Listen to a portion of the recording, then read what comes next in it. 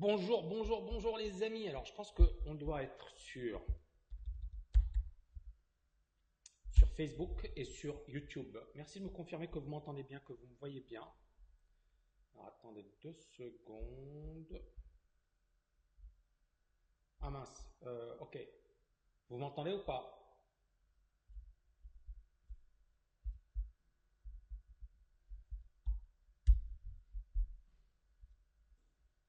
Je fais des vérifications, normalement ça devrait être bon. Yes, yes, yes. Alors sur YouTube, je vais aller voir YouTube aussi. Je vois que je suis sur Facebook. Alors pour, comment on appelle ça pour le chat? Qu'est-ce que je dois mettre comme truc? Ok. Non mais moi de mon côté.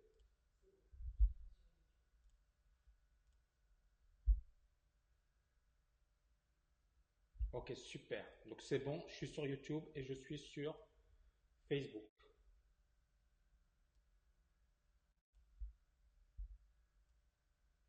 Normalement, ça devrait être bon.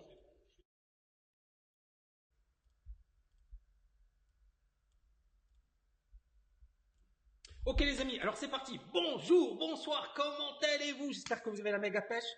Ce soir, grosse conférence à 18 h sur la liberté financière, sur Agir, sur le programme. Bien évidemment, je reviendrai sur 3 secrets pour devenir libre financièrement. Beaucoup de personnes, encore une fois, se posent des questions par rapport à la liberté financière. Elles se disent que pour devenir libre financièrement, il faut être un gosse de riche, il faut être un héritier, il faut être un Rothschild, il faut faire de bonnes études, etc. Et en fait, non. Et j'ai reçu pas mal de remarques. Alors, je vois Xavier qui m'a écrit effectivement une remarque par rapport aux gilets jaunes. Et je vais revenir ici parce que, en fait, ça rentre vraiment dans le cadre de la liberté financière. Moi, je ne suis pas un gosse de riche. Et c'est vrai que toute ma vie, je me suis dit, ben, finalement, c'est impossible de devenir riche, c'est impossible de devenir libre financièrement. Il faut être issu d'un milieu aisé, il faut avoir fait ceci, il faut avoir fait cela. Donc j'avais énormément de blocages. Pour moi, il fallait avoir fait Polytechnique, il fallait avoir des parents riches, il fallait faire des choses pas très nettes. Et donc, à un certain moment, ça me bloquait par rapport à l'argent. Plus, bien évidemment, les mauvaises histoires ou du moins les difficultés que j'ai vécues font que j'étais dégoûté par l'argent. Pour moi, effectivement, c'était le mal absolu, c'était le diable, etc. Et puis, bien évidemment, bah, j'ai eu la chance, entre guillemets, de frôler la mort. Pourquoi la chance? Parce que ça m'a réveillé. C'est-à-dire que, effectivement, j'étais dans la rat race, j'étais bloqué, effectivement, dans une situation sans fin. Et il a fallu, effectivement, ce déclic pour que je me bouge les fesses et pour que je change de vie. Et aujourd'hui, on parle beaucoup des gilets jaunes. Et je vois que beaucoup de personnes, effectivement, prennent ça de manière très émotionnelle. Donc, par exemple, récemment, j'ai reçu un message de Rems. Il me dit, enfin, un post, donc c'était ma vidéo sur YouTube, où je ne vais pas me faire insulter. Ça fait du bien. Tout à l'heure, sur une page, j'ai eu le même discours. On m'a répondu à mort, on va violer tes enfants, etc., etc. Ce mouvement est dangereux. Il faut vraiment qu'il arrête de laisser parler n'importe qui au nom de n'importe quoi. Tout ça devient très dangereux. Tout à fait d'accord avec votre vidéo. Vraiment, vous ne dites que la vérité. Et donc, le problème des gilets jaunes et autres, c'est que, voilà, on sent qu'il y a une colère, on sent que les gens en ont marre, mais la solution, c'est pas de tout casser. La solution, c'est pas de dire on va remplacer Macron. La solution, c'est pas de dire on va avoir un référendum. Non, tout ça, je vous le dis franchement. Et encore une fois, vous pouvez ne pas être d'accord avec moi. Tout ça, c'est pipeau. Tout ça, c'est que dalle. Et vous le verrez, c'est pas aujourd'hui que vous allez juger mes propos. C'est dans 5 ans, dans 10 ans. Et dans 5 ans, dans 10 ans, vous verrez que rien n'a changé et que la situation ne va que s'aggraver. Pourquoi? Parce qu'encore une fois, il y a. Alors, et là, je reviens sur Xavier. Il dit ras-le-bol d'entendre parler que de fric. Alors, Xavier, c'est un de mes anciens étudiants. De thunes, d'argent, de pognon. Quand le climat va partir en sucette, et il n'y en a plus pour longtemps, alors les gens vont s'apercevoir que l'argent ne se mange pas. J'ai jamais dit le contraire. Mais en attendant, soit, et c'est ça le truc, c'est il y a des gens qui disent bah, ça sert à rien de faire quelque chose parce que de toutes les manières c'est bientôt la fin du monde. Mais le problème avec ce type de discours, c'est que finalement on est là les bras croisés et on ne fait rien. Le climat, on croise les doigts. Il y a des scientifiques, il y a des chercheurs, il y a des gens qui bossent dessus. Et l'idée, c'est ça, c'est de rester optimiste, c'est de se dire, on a en nous les capacités, les ressources pour innover, pour faire des choses. Alors, et là, moi, j'ai répondu à Xavier la chose suivante. Je lui dis, je t'apprécie, ne prends pas mal ce que je dis. Justement, l'attaque, c'était censé, la taxe de Macron, quand Macron il a dit je vais augmenter les impôts sur le carburant, c'est pourquoi ce que les économistes appellent l'incitation. C'est-à-dire on dit aux gens, au lieu de payer plus, bah, tu vas payer, tu ne vas plus prendre des transports, comment dirais-je, genre ta voiture, parce que justement, ça va t'inciter à prendre des transports en commun ou à faire autre chose. Bien évidemment que le gars qui n'a pas le choix, qui habite très loin des transports en commun, qui galère, bah, ça le dégoûte. Et je suis totalement d'accord. Mais à l'origine, cette taxe, c'était pour orienter les comportements. Et donc, il y a beaucoup de gens qui ont dit oui, mais je suis pour l'environnement, mais d'un autre côté, vous ne voulez pas de taxes pour inciter. Alors après, encore une fois, c'est hyper carré ce que je vais dire. Donc moi, j'ai dit, voilà, la taxe était censée pour être mis en place pour dissuader les gens de polluer. Et Macron, il s'en est pris plein la gueule. Donc c'est bien de donner des leçons sur l'écologie, mais si personne ne veut faire d'efforts, je dis no comment. Quant aux gilets jaunes, ça frise la secte à présent. Alors Xavier, il dit, je le prends pas mal du tout, j'adore discuter avec vous. Avec les taxes, on ne peut pas demander aux pauvres gens qui gagnent 1500 euros par mois de payer 2 euros le litre de gazole et pendant ce temps autoriser l'huile de palme. Vous ne pouvez pas faire des cadeaux aux plus grandes entreprises du CAC 40 et en même temps baisser les APL des plus pauvres. Vous ne pouvez pas supprimer les aides à la rénovation énergétique comme sur les fenêtres, etc. L'écologie, c'est le partage des richesses, les circuits courts, l'agriculture biologique, etc. La décroissance et l'arrêt de la consommation à outrance. Je suis en France, je vois de très près le mouvement des Gilets jaunes. Il est multigénérationnel, multisocial. J'espère qu'il permettra une prise de conscience généralisée. Avant que ce ne soit trop tard, je tiens à vous remercier de m'avoir répondu. Je vous souhaite une bonne continuation. Juste une dernière chose concernant les pizzas. J'espère que nos enfants pourront encore en manger dans 50 ans. Ok, le truc, il est là. Il y a des arguments. On parle effectivement de pourquoi finalement les pauvres vont payer plus alors que les multinationales, etc. Pourquoi? Et là, on en revient à quelque chose de super intéressant. Pourquoi les pauvres et les classes moyennes payent plus de taxes? Parce que justement, les multinationales, elles peuvent ne pas payer plus. Mais vous allez me dire, ouais, mais c'est injuste. Ouais, c'est injuste. Mais parce que les multinationales peuvent dire, allez vous faire voir, je peux m'installer aux Pays-Bas, je peux m'installer à Londres, je peux m'installer n'importe où. Ils ont cette possibilité. Et donc, à partir de là, est-ce que c'est Macron ou est-ce que c'est finalement un truc mondial? Parce qu'encore une fois, est-ce qu'on va accabler Macron et dire c'est à cause de toi? Ou alors, finalement, avoir ce regard d'économiste. C'est-à-dire, pourquoi les multinationales, on ne les taxe pas autant? Parce qu'elles sont toutes puissantes. Aujourd'hui, les multinationales sont plus puissantes que les États. Et donc, la solution, ce n'est pas la France, c'est le monde qui doit se réunir, se mettre d'accord. Le problème, c'est que personne ne veut être d'accord sur ces plans-là. C'est-à-dire, la France, elle va proposer quelque chose, les États-Unis vont lui dire, allez vous faire voir. On l'a vu. On l'a vu récemment avec tout ce qui est écologique et compagnie. Trump, il a envoyé balader tout le monde.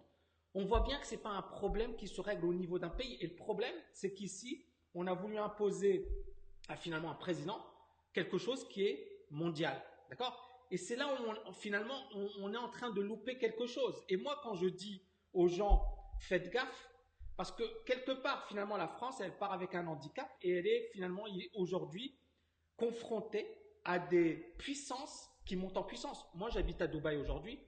Autour de nous, il y a 2 milliards et 2 milliards de gens qui bossent comme des malades, qui ont faim. Il y a les Indiens, le Pakistan, il y a l'Iran, il y a l'Afghanistan. En fait, il y a plein de pays. Et il y a l'Afrique pas loin, l'Asie. Moi, j'étais en Asie, c'est un truc de fou. D'accord? Les Asiatiques, mais ils bossent comme des malades. Allez voir Hong Kong, allez voir la Chine. Donc le problème, il est là, c'est qu'en fait, il y a plusieurs paramètres à prendre en compte. Et c'est ça le truc, c'est qu'on essaie de simplifier un truc qui est hyper complexe. Et le problème de ce mouvement, c'est que derrière, il y a beaucoup de gens qui sont des démagogues, des populistes, des gens qui vous disent, il n'y a qu'à faire ceci et on règle la donne, il n'y a qu'à sortir de l'euro, il n'y a qu'à taxer les banquiers, il n'y a qu'à taxer les multinationales. Mais en fait, elles ignorent, ou du moins, ils font semblant d'ignorer que ce n'est pas aussi simple que ça. Et donc ça, c'est mon point de vue. Vous pouvez ne pas être d'accord avec moi, il n'y a pas de souci. Mais c'est beaucoup plus complexe que ça. Et le problème, c'est qu'à force effectivement d'avoir des gens qui simplifient à outrance et qui tapent finalement sur Macron et compagnie, ça crée une vraie fracture. Et on se trompe d'objectif, on se trompe de problème. Ça, c'est mon point de vue. Moi, je suis personne pour juger. D'ailleurs, je suis très très loin aujourd'hui. Donc voilà, faites comme vous voulez, et débrouillez-vous. Mais il y a un truc qui, moi, m'intéresse. C'est la liberté financière. Et c'est le seul truc sur lequel on peut peser. C'est-à-dire, tu peux me dire, ouais, les taxes des multinationales, t'es qui toi? Je suis qui moi pour peser sur ça? Personne. Tu peux manifester pendant 10 ans, même si la France, elle taxe, qu'est-ce qu'elles vont faire les multinationales? Elles vont dire, allez vous faire voir, on va aller ailleurs. C'est comme ça, c'est ce qui va se passer. C'est ce qui va se passer. C'est déjà le cas aujourd'hui. Elles sont en Irlande, elles sont au Luxembourg, elles sont dans des pays où finalement, elles ont beaucoup plus d'avantages. C'est ce qui se passe aujourd'hui. Et c'est un problème qui ne peut pas se régler au niveau d'un pays, mais c'est au niveau mondial. Et donc, une fois qu'on a compris ça, soit c'est un mouvement vraiment mondial, c'est-à-dire même en Chine, les gens manifestent, même aux États. Vous voyez ce que je veux dire? Parce que si les gens manifestent en Europe, ben c'est l'Europe qui va morfler, parce que les Chinois, ils vont vous dire, eh, nous, on continue comme on est très bien comme on est. C'est pour ça qu'il ne faut pas simplifier, les amis. Mais ça, encore une fois, je pense que c'est un discours d'économiste. Et moi, encore une fois, l'économie, c'est pas une science dure. Il y a des gens qui peuvent me dire, oui, non, mais c'est pas vrai. Mais derrière, il y a quand même un socle, il y a quand même des études, il y a quand même des faits concrets. Et donc, ça, c'est un domaine, moi, que je ne maîtrise pas, que vous ne maîtrisez pas, qu'on ne peut pas influencer. Qu'on ne peut pas influencer. La seule chose qu'on puisse influencer, c'est nous-mêmes. Et vous allez me dire, c'est égoïste. Non, c'est pas égoïste. Parce que si toi, tu t'enrichis financièrement, si toi, tu te libères financièrement, si toi, tu n'as plus besoin effectivement de te financer, tu peux aider les autres à ta manière. Tu peux aider tes proches, tu peux aider ta famille, tu peux aider les gens qui ont besoin de toi. D'accord? Tu peux avoir un impact sur le monde. Et donc, à partir de là, tu peux soit dire, j'attends que le mouvement fasse les choses pour moi, mais vous vous mettez un doigt dans l'œil parce que on aura bien évidemment, voilà, on a eu augmentation de 100 euros du SMIC, c'est très bien. Soit le mouvement est mondial, soit il n'y aura aucun impact. Je sais que c'est pas politiquement correct ce que je dis, je sais que je vais prendre plein de dislikes, je sais que je vais me prendre des messages haineux, je sais, mais je m'en fiche. Pourquoi je m'en fiche? Parce que je sais que parmi les gens qui me suivent, ben, il y en a quelques-uns qui disent, Tammy, il a quand même raison.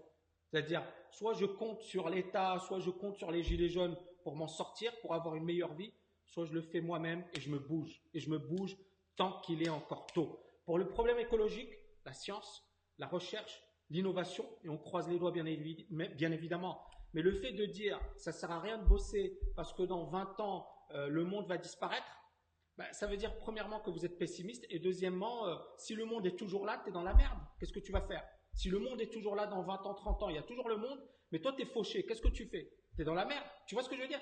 Donc, à un certain moment, les amis, faut prendre ses responsabilités. Donc, ça, c'est le point, effectivement, qui, pour moi, est clé. Une fois que vous avez compris que compter sur l'État, ça ne sert à rien. Compter sur un mouvement contestataire, ça fait du bien, c'est sympa, on se dit waouh, c'est génial. Mais sur le long terme, et encore une fois, ne me jugez pas aujourd'hui, jugez-moi dans 5 ans. Vous vous rappelez, je parlais du Bitcoin. Je me suis fait insulter comme pas possible. J'étais un dinosaure, je comprenais rien à l'économie, je comprenais rien à ce qui avait changé. Le Bitcoin s'est effondré. C'est pas la même chose, mais presque. On a ici un mouvement de foule. C'est un mouvement contestataire. Avec les réseaux sociaux, tout le monde s'est emparé de ce mouvement. Il y a beaucoup de gens qui vont dans le sens de ce mouvement. Donc on est un peu dans la même psychologie. C'est un mouvement de foule. D'accord? Et le problème d'un mouvement de foule, c'est qu'il n'est jamais rationnel. Et aujourd'hui, on est arrivé à un stade où des gens se font insulter, se font traiter de tous les noms parce qu'ils sont contre le mouvement, parce qu'ils émettent une opinion contraire. Et moi, je sais que je vais me faire insulter. Je sais que très peu de gens dans mon domaine, dans ma catégorie, vont parler de ça. Ils vont dire non, non, surtout pas, je ne parle pas de politique parce que je vais me faire allumer. Et ils ont raison. Mais moi, je le fais parce que je me dis, j'ai une mission. Et la mission, c'est pas de raconter n'importe quoi aux gens qui me suivent. Donc, vous pouvez ne pas être d'accord avec moi. Vous pouvez me dire, ouais, il est planqué à Dubaï. Non. Si je voulais être planqué, je pense qu'effectivement, vous ne me verriez même pas sur YouTube. Donc, je ne suis pas planqué. Par contre, effectivement, il y a eu à un certain moment un choix de ma part quand j'ai frôlé la mort. Et les gens qui disent, ouais, c'est du pipeau. Il y a un médecin cardiologue de top niveau qui a dit oui, donc il a confirmé, etc. Donc pour ceux qui disent ouais, c'est du pipeau, c'est vrai.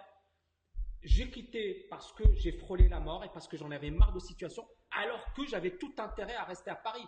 C'est-à-dire, j'étais dans tous les médias, je passais sur C'est dans l'air, Ce soir ou jamais, le journal de télé. C'est-à-dire, quel est l'abruti qui va quitter au moment où tu es le plus médiatisé, au moment où tout le monde parle de toi? Personne. L'abruti, c'est moi qui ai quitté. J'avais ensuite Canal Plus qui me contactait. Tami, on veut t'avoir dans notre émission. T'as mis ceci, t'as mis cela. Et je leur disais, je suis plus là. Donc, le choix que j'ai fait, c'était pas un choix je me suis exilé parce qu'encore une fois, il y a des gens malhonnêtes qui le disent et des gens effectivement, mais il n'y a pas de souci. Non, c'est un choix pris après le fait d'avoir frôlé la mort. Quand on frôle la mort, il n'y a rien de pire. Et je me suis dit, je me casse. Donc, moi, mon avis par rapport à tout ça, c'est que vous devez travailler sérieusement sur votre liberté financière.